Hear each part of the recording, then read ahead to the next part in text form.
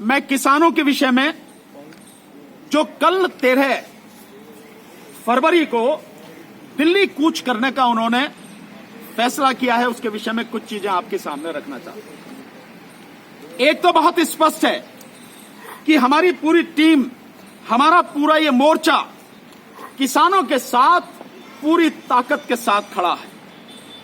पूरी ईमानदारी से उनकी लड़ाई जहां तक भी लड़नी पड़ेगी, अंतिम सांस तक उनकी लड़ाई लड़ेंगे और उनकी लड़ाई बहुत जायज लड़ाई है।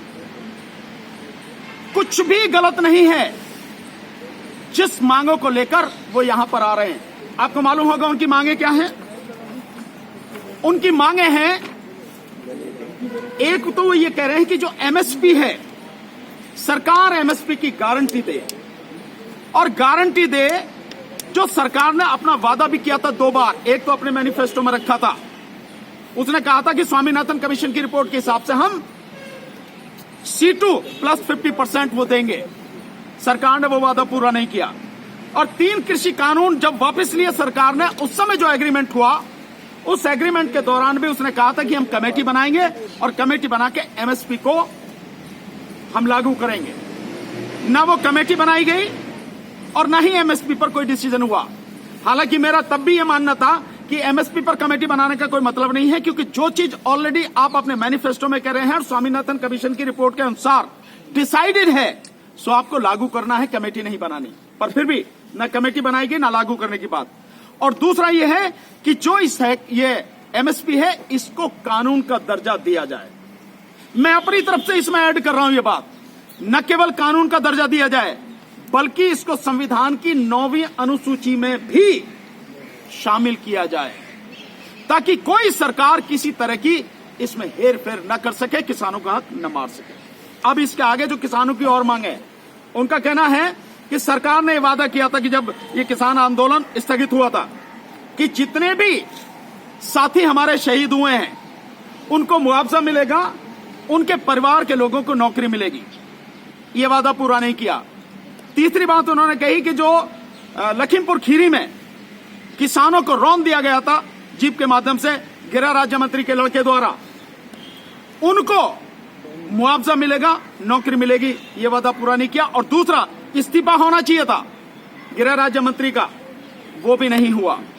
तीसरी उनकी जो डिमांड है वो ये है कि जितना कर्जा है किसानों का, वो कर्जा माफ किया जाए और उनको पेंशन दी जाए, किसानों को पेंशन दी जाए।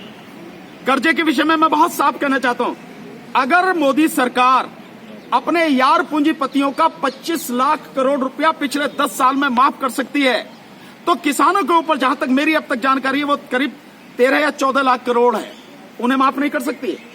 चंद पूंजीपतियों का, जिन्हें आप उंगलियों पर गिन सकते हो, टिप्स पर गिन सकते हो, उनका आप 25 लाख करोड़ माफ कर रहे हैं। और जो आबादी सरकार के आंकड़े के अनुसार 14 करोड़ 64 लाख किसान परिवार हैं, उनका आप ये 13-14 लाख करोड़ माफ नहीं कर सकते? कर सकते, लेकिन नीयत नहीं है। ये तो माफ होना चाहिए, ये उनकी डिमांड है। इसके अलावा और उनकी जो डिमांड है वो बहुत अच्छी है कि जो नकली खाद, नकली बीज, नकली पेस्टिसाइड हैं, ये जो लोग भी इसमें संलिप्त हैं, इनके खिलाफ कार्रवाई हो, कानूनी कार्रवाई हो और ये रोका जाए, बंद किया जाए। जो इसके अलावा उनकी एक मांग है वो ये है कि जो बिजली बिल, जिससे बहुत बड़ा नुकसान होने वाला है, और ये डिमांड उस समय भी थी, उस बिजली बिल को वापस लिया जाए, सरकार उसे वापस ले, खत्म करे उसको। एक और उनकी डिमांड है, वो डिमांड मजदूरों से संबंधित है। उनका कहना है, और बिल्कुल जायज डिमांड है, कि मनरेगा में जो मजदूर हैं, उन सभी मजदूरों को, जितने भी रजिस्टर्ड हैं, उनको काम मिलना चाहिए। और साथ में काम, सरकार 100 दिन का कहती है, लेकिन 50 दिन का भी काम दे नहीं पाती, और वो भी चंद लोगों को। सो उनका कहना है कि न केवल 100 दिन की जगह 200 दिन काम मिलना चाहिए मजदूरों को, और जो 200, 250 और 300 तक की जो मजदूरी मिलती है एक दिन की, वो मजदूरी बढ़ाकर भी 700 रुपए प्रतिदिन की जानी चाहिए। ये उनकी एक डिमांड है। और एक और अच्छी डिमांड है कि जो आदिवासी हैं, उन आदिवासियों की जमीन को अडानी जैसे जो पूंजीपति हड़प रहे हैं, उससे रोका जाए, कानून बनाकर उस पर प्रतिबंध लगाया जाए और अनुसूची 5 संविधान की अनुसूची 5 जो है, जिसमें ये जो ट्राइबल एरिया की लैंड वगैरह है, इस सबको प्रोटेक्ट किया जाता है, वो अनुसूची 5 को इंप्लीमेंट कराया जाए। ये डिमांड उनकी डिमांड है। वो 5 बता, ये है कि ये सारी की सारी उनकी डिमांड है। अब दिक्कत क्या हो रही है, आप देखिए सरकार की, मैं बिल्कुल यही शब्द इस्तेमाल करूंगा, मैं कोई इसमें लाग लपट नहीं। सरकार न केवल गैर संवैधानिक काम कर रही है, गैर कानूनी काम कर रही है, बल्कि सरकार गुंडे की तरह एक काम कर रही है। क्या है, मैं ये शब्द क्यों इस्तेमाल कर रहा हूं? हरियाणा के गांव गांव में खट्टर सरकार के गृह मंत्रालय ने एक नोटिस जारी किया है, नोटिफिकेशन दिया है, और यह कहा गया, पुलिस के माध्यम से अनाउंस हो रहा है कि अगर किसी ने भी किसान आंदोलन में भाग लिया तो उनकी जो गाड़ियां हैं, ट्रैक्टर हैं, वो जब्त कर लिए जाएंगे, उनके जो पासपोर्ट हैं वो रद्द कर दिए जाएंगे, और घरों में जा जा के धमका रहे हैं पुलिस वाले कि अगर आपने लिया तो आपका बच्चा कहीं पढ़ रहा है, उसकी पढ़ाई खत्म कर दी जाएगी, उसकी नौकरी खत्म कर दी जाएगी। ये सारी की सारी चीजें सरकार, आप ये कुछ संवैधानिक काम नहीं है। संविधान ने जो अधिकार दिया है कि हम अभिव्यक्ति की आजादी, जो आर्टिकल 19 के तहत हमें मिली हुई है, आप उसको छीन रहे हैं हमसे। और सरकार घोषणा करके कह रही है, पुलिस को भेज के ये सारे के सारे धमकी दी जा रही है।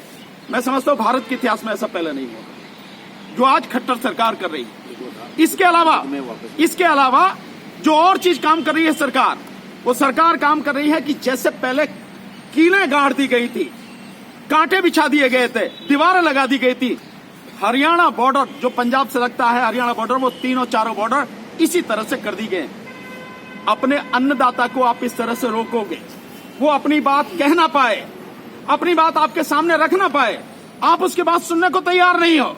आपने मंत्री भेजे हैं, सो ये मंत्री किस बात के लिए हैं? क्या ये किसानों को गुमराह करने के लिए है? जैसे पहले, अभी कुछ दिन पहले आपने जो ट्रक ड्राइवर हैं, ये जो ड्राइवर्स हैं, उनके खिलाफ जो कड़ा कानून लाया कि 10 लाख रुपए जुर्माना होगा, और वो 7 लाख रुपए जुर्माना और 10 साल की सजा, उनको जैसे गुमराह किया कि हम अभी लागू नहीं कर रहे कानून, क्या उसी तरह की कोशिश है?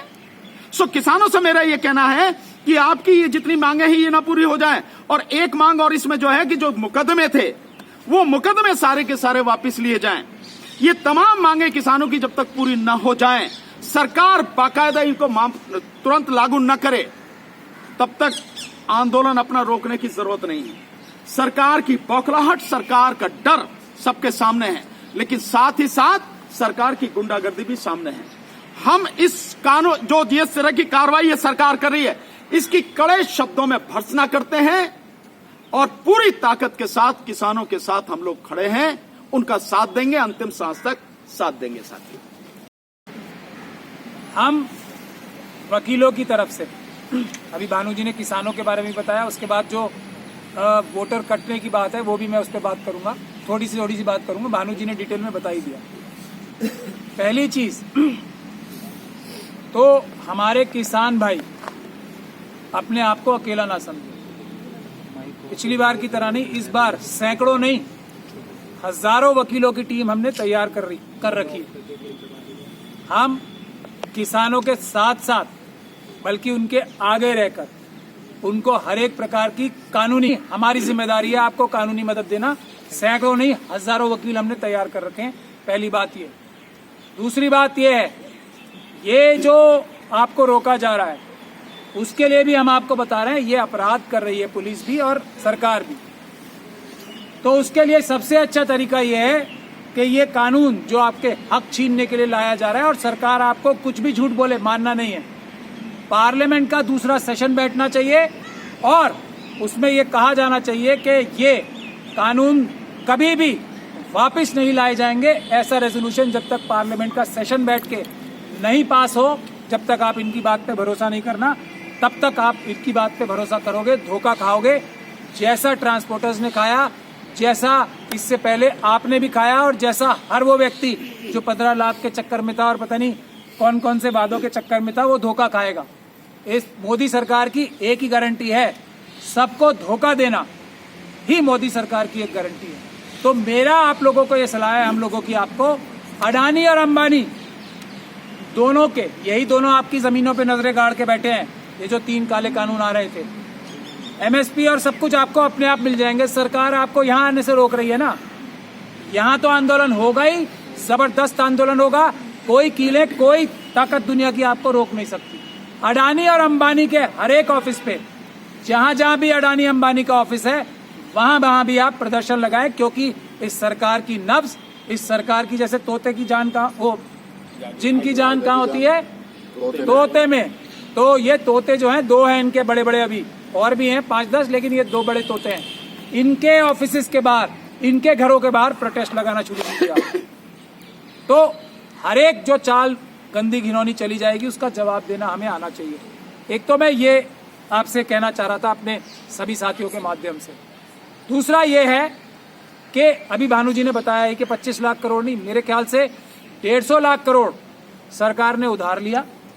वो सबका बोझ किस पे है? आप किसानों पे और आम जनता के ऊपर ही है। और वो पैसा लेकर 25 लाख तो नजर आ रहा है जो माफ किया ये अडानी अंबानी जैसे लोगों का, उससे ज्यादा 100 लाख करोड़ रुपए ये सब लोग चुरा चुके हैं। उसका कर्जा हमारे ऊपर डाल दिया। तो ये बातें आप ध्यान में रखें, मोदी सरकार की किसी बात को ना माने।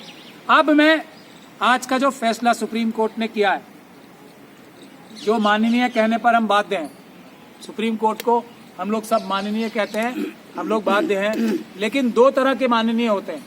रिस्पेक्ट जो हम करते हैं, ऑनरेबल जो हम कहते हैं, वो 2 तरह के, एक जबान से बोला जाता है और एक दिल से बोला जाता है। तो क्या आज जो भानु जी वहां थे कोर्ट के अंदर, मैं तो नहीं था, जो फैसला किया है सुप्रीम कोर्ट की अपनी जजमेंट्स है ना बहुत सारी, कि अनरीजन्ड ऑर्डर कोई एडमिनिस्ट्रेशन का आदमी, कोई क्लर्क भी करता है तो वो बहुत बुरी बात है। अब सुप्रीम कोर्ट स्वयं इतने बड़े मुद्दे पर, इससे बड़ा मुद्दा कोई नहीं है, देश की जनता देश की मालिक है, देश की राजा है, राजा बनाने में अगर घपला धांधली कोई कर रहा है, देश का निजाम चलाने में जिस निजाम की वजह से सुप्रीम कोर्ट है, उस संविधान के साथ कोई धोखाधड़ी कर रहा है, कोई इतना बड़ा फ्रॉड कर रहा है, उसको बगैर रीजन ऑर्डर पास किए अगर डिसमिस किया जाता है, जैसा भानु जी बता रहे हैं, तो क्या हम दिल से ऑनरेबल बोल पाएंगे इस फैसले को? क्या हम दिल से बोल पाएंगे? ये देश की जनता अपने आप फैसला कर ले। लेकिन मेरा ऐसा मानना है, सुप्रीम कोर्ट और हमारे सारे संस्थान ये आरएसएस और बीजेपी के, ये गुंडों के दबाव में है, ऐसा सुप्रीम कोर्ट के 4 जजेस प्रेस कॉन्फ्रेंस करके बोल चुके हैं। तो जनता को इस दबाव को खत्म करना है। हम देश के मालिक हैं, देश की जनता इस देश की मालिक है। सुप्रीम कोर्ट के जजेस भी हमारे नौकर हैं, जैसे प्रधानमंत्री नौकर। तो अपने नौकरों के ऊपर से प्रेशर हटवाना, वो खुल के काम कर सके, ये भी जिम्मेदारी जनता की है, जो पीसफुल प्रोटेस्ट के माध्यम से ही होगी। इसीलिए 25 तारीख का ऐलान अभी डीसी कपिल साहब आपको डिटेल में बताएंगे। ये सभी प्रधानमंत्री जी, जिनको हम अपना प्रधान सेवक नौकर कहते हैं, वो प्रधान चोर न बन जाए, प्रधान चोर या डकैत न बन जाए, उनको रोकने के लिए भी 25 तारीख का प्रोग्राम हम लोग कर रहे हैं। और इन सब की जड़, जैसा भी आप लोग देख रहे हैं, करोड़ों वोट खाने के बाद भी, करोड़ों वोटों की चोरी करने के बाद भी सुप्रीम कोर्ट तक से अगर बिना डिटेल्ड ऑर्डर पास किया, क्योंकि डिटेल्ड ऑर्डर मुझे लगता है इसमें कोई पास हो ही नहीं सकता। चुनाव आयोग ने एक झूठा, पूरी जिम्मेदारी के साथ कह रहा हूं, सरकारी वकीलों के माध्यम से एक झूठा एफिडेविट फाइल किया और सुप्रीम कोर्ट ने उसका झूठ न पकड़ के उसको अनरीजन्ड ऑर्डर, 1 लाइन का ऑर्डर पास करके डिसमिस किया है, जैसा भानु जी मुझे बता रहे हैं। तो इससे बड़ा अन्याय कुछ नहीं हो सकता। तो आप समझ सकते हैं ये करोड़ों वोट जो धांधली की जा रही है, इसका भी हमें इंतजाम करना पड़ेगा ईवीएम के साथ साथ। लेकिन अगर ईवीएम से चुनाव हुआ, जो कि इस देश की जनता ने जिम्मेदारी ली है अपने ऊपर, नहीं होने देगी, तो फिर ये वोटों की जो पन्ना प्रमुखों के माध्यम से, ये कोई बीएलओ वगैरह ने नहीं किया है काम, पन्ना प्रमुखों ने करवाया है सरकार में, जो इलेक्शन कमीशन के ऑफिसर्स थे उसके माध्यम से। ये सभी लोग अपराधी हैं। और मैं सेक्शन भी पढ़ के बता रहा हूं, फिर मैं अपनी बात खत्म करूंगा। सेक्शन 32 है, representation of peoples act, section 32 वो क्या कहता है? Breach of official duty in connection with preparation etcetera of electoral rolls, यानी कि जो ये इलेक्टोरल रोल्स बनाने की, इलेक्शन की लिस्ट बनाने की, वोटर लिस्ट बनाने की जिम्मेदारी सिर्फ और सिर्फ किसकी है? इलेक्शन कमीशन की। इलेक्शन कमीशन का हर अधिकारी 6 महीने से लेकर 2 साल की सजा, मिनिमम 6 मंथ, 2 साल की सजा भुगतेगा जिसने ये फ्रॉड किया। मैं आपको पढ़ के सुना रहा हूँ। If any electoral registration officer, assistant electoral registration officer और other person required by or under this act to perform any official duty in connection with preparation, revision or correction of electoral rolls or inclusion of or exclusion of any entry in or from that roll is without reasonable cause guilty of any act or omission in breach of such official duty, he shall be punishable with imprisonment for a term which shall not be less than 3 months but which may extend to 2 years or with fine। ये 6 महीने कम से कम और 2 साल की सजा, 2 साल तक सजा तब है जब एक वोट में कुछ गड़बड़ी कर दी हो। एक वोट में, यहाँ करोड़ों वोटों में धांधली की है। हर एक इलेक्शन कमीशन का ऑफिसर ध्यान से सुन ले, एक वोट के लिए 6 महीने की सजा है मिनिमम। अगर 100 वोट में धांधली की होगी ना इलेक्शन के ऑफिसर ने, जो जिम्मेदार है इस काम का, तो 100 मल्टीप्लाइड बाय 6 महीना। ध्यान से सुन ले, 6 महीने की सजा नहीं है सिर्फ। तो ये ध्यान से उम्र कट जाएगी जेलों में, अभी भी टाइम है, उसका भी प्रावधान है। आप लोग जब तक नॉमिनेशन फाइल नहीं हो जाते, ये सारे इलेक्शन कमीशन के ऑफिसर सुन ले मेरी बात ध्यान से, हम जो कहते हैं वो करते भी हैं। उम्र निकल जाएगी, उम्र कैद से कम सजा नहीं होगी एक भी इलेक्टोरल ऑफिसर को, इलेक्शन कमीशन के ऑफिसर को। उम्र गुजर जाएगी जेलों में। अभी जाके टाइम है, जब तक नॉमिनेशन फाइल नहीं होता तब तक का टाइम है हर एक इलेक्शन ऑफिसर के पास। छोड़ेंगे नहीं हम, एक को भी नहीं छोड़ेंगे, उम्र कैद होगी सबको। ध्यान रख लें इस बात को और जाके आज से जुट जाए, अभी बहुत टाइम है। सारे जो गड़बड़ धांधली की है ना पन्ना प्रमुखों के कहने से, आरएसएस के लोगों के कहने से, उसको ठीक कर लें, उम्र कैद से बचेंगे। ये मैं बता रहा हूं, नहीं तो उम्र कैद से कम सजा नहीं होने देंगे हम। इस बात को ध्यान रख ले। बाकी हम सब लोगों को यही कहना है कि बहुत जल्दी आप लोगों को, जो पॉलिटिकल पार्टीज भी हैं, उनका सहयोग भी इस आंदोलन से आपको नजर आ जाएगा। ये एक अच्छी खुशखबरी है जो हम आप लोगों को देना चाहते थे। आप लोग तैयार रहिए जनता के इस आंदोलन से, जनता की इस लड़ाई से। ईवीएम को हटाने का मुहिम बहुत तेज हो चुका है। अब पेपर बैलेट से ही चुनाव होंगे। ये सब जो आपने फैसला किया है देश के मालिकों ने, देश की जनता ने, वो इम्प्लीमेंट आपके ये ईमानदार नौकर और सैकड़ों हजारों और ईमानदार नौकर जो जान हथेली पे लेके अपनी, आप देख रहे हैं ना ईवीएम मशीनें निकाल के तोड़ी भी जा रही हैं और दूसरे काम हो रहे हैं, वो सब आपके ईमानदार नौकर हैं। एक आखिरी बात कह के मैं अपनी बात खत्म करूंगा। अब ये जो चोरी वाले इलेक्शन कमीशन के ऑफिसर्स आपके पास आते हैं ना मशीन दिखाने, उनको भगा दीजिए। उनसे बोलिए या तो ये मशीनें हमारे हवाले करो, हम ये ईवीएम हटाओ संयुक्त मोर्चा के जो 50 का चैलेंज है ना उनको देंगे और वो साबित करेंगे ये फ्रॉड है, वरना ये मशीनें हमें मत दिखाओ। उन लोगों को आप वहां से रफा दफा करें। ये हम आपसे आखिरी अपील करके आपको एक तरीके से गुजारिश भी कर रहे हैं कि ईवीएम मशीन दिखाने वाले अफसरों को आप लोग भगाएं। उनसे क्या, या तो हमें मशीन दीजिए, हम मशीन हम लोगों तक पहुंचाएंगे, यानी कि आपके इन सच्चे नौकरों के पास पहुंचाएंगे और हम ये फ्रॉड साबित कर देंगे, वरना हमें अपनी शक्ल ना दिखाएं ईवीएम की मशीनें ले। मैं धन्यवाद। मैं एक बात इसी में इसको रिकॉर्ड कीजिए, मैं ये वो करना चाहता हूँ। इन्होंने पन्ना प्रमुख की बात कही कि ये आरएसएस के जो पन्ना प्रमुख हैं, बीजेपी के पन्ना प्रमुख, उसके मैं बाकायदा इसको आपको सबूत के साथ सिद्ध कर रहा हूँ और ये हमने सुप्रीम कोर्ट की पिटीशन में भी लगा रखा था। ये है 9/8/2023 का एक नोटिफिकेशन है जो इलेक्शन कमीशन ने निकाला है। उसने कहा है, the election commission of India has issued instructions dated 9/8/2023 for appointment of booth level agents BLAs by the recognized political parties in order to maximize the transparency in the process of preparation and revision of electoral roll and also to improve its fidelity। मतलब साफ साफ उन्होंने कहा कि recognised political party जो हैं वो अपने बूथ लेवल के एजेंट नियुक्त कर सकते हैं इस इलेक्टोरल रोल को बनाने के लिए, वोटर लिस्ट को बनाने के लिए। अगर आप एक व्यक्ति को अपॉइंट करेंगे एक विधानसभा में एक वोटर एक उसके लिए सो कितना पैसा लगेगा? कम से कम 10,000 रुपए। आप कैलकुलेट कर लीजिए, लोकसभा में कम से कम 20,000 पोलिंग बूथ है। देन कितना पैसा होगा? करोड़ों में जाएगा। तो कैसे कोई पार्टी करोड़ों रुपए केवल वोटर लिस्ट को ठीक करवाने में, इस जो सारी कार्रवाई करनी चाहिए थी इलेक्शन कमीशन को, उसमें भाग ले सकती है? कौन ले सकता है? केवल रूलिंग पार्टी। और आज की तारीख में आप समझते हैं कि बीजेपी के पास पैसे की कोई कमी नहीं है, देश को इतना लूटा है। सो उन्होंने ये सारी की सारी चीजें, फर्जी जो वोटें बनवाई हैं, उसके पीछे ये लोग हैं और इलेक्शन कमीशन ने बाकायदा उनको ये सुविधा उपलब्ध कराई।